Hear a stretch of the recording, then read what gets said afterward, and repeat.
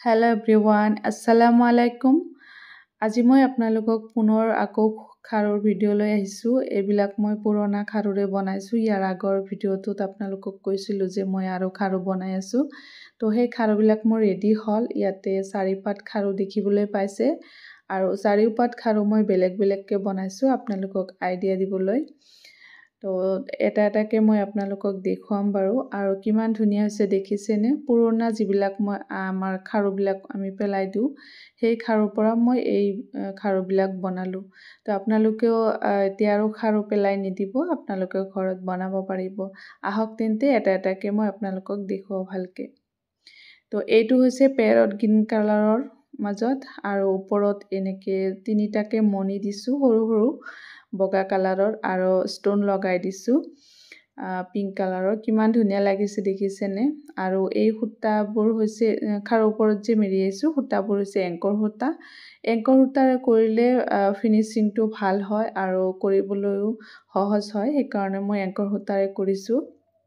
আপোনালোকে বৰ্ণালী সূতাৰেও কৰিব পাৰে। সেইটো অলপ চাইন কৰে, এইটো চাইন নকৰে, তথাপি এইটো পিন্ধিবলৈ কিন্তু বহুত ভাল লাগিব। আৰু এইটো হৈছে কেঁচা হালধীয়া ৰঙৰ। কিমান ধুনীয়া লাগিছে দেখিছেনে? ইয়াৰে মাজতে মই পেৰট গ্ৰীণ কালাৰৰ যিটো সূতা আছে, সূতাৰে মই এটা ডালৰ নিচিনা কৰিছোঁ। এইবিলাক আঠা দি লগাইছোঁ আৰু ছাইডেদি লতা নিচিনা কৰিছোঁ, ষ্টন লগাই দিছোঁ। আৰু এইটো ব্লেক কালাৰটো আৰু বেছি ধুনীয়া হৈছে। এইটো কেমেৰাতকৈ বাস্তৱত আৰু বেছি ধুনীয়া লগা হৈছে। আৰু ইয়াতে যিটো ডিজাইন কৰিছোঁ, এইটো হৈছে 3D আউটলাইনাৰ যিটো আছে এক্ৰিলিক কালাৰ, সেইটো দি কৰিছোঁ। আৰু ফুলবিলাক মই অৰেঞ্জ কালাৰৰ 3D আউটলাইনাৰে কৰি তাৰপিছত মাজত অৰেঞ্জ কালাৰৰ ষ্টন লগাই দিছোঁ আৰু লতাবিলাক গ্ৰীণ কালাৰেৰে কৰিছোঁ। তাৰপিছত নেক্সট এইটো হৈছে ক্ৰীম কালাৰৰ ওপৰত। এইটো আৰু বেছি ধুনীয়া লগা হৈছে আৰু ব্ৰেচলেটৰ নিচিনা এইটো এটাকৈ পিন্ধিব পাৰিব। আৰু কিমান ধুনীয়া হৈছে দেখিছেনে? ইয়াৰ ওপৰত মই ফেব্ৰিক কালাৰেৰে ফেব্ৰিক কৰিলোঁ, যিটো এক্ৰিলিক কালাৰ কাপোৰৰ ওপৰত আমি কৰোঁ সেইটো কালাৰে।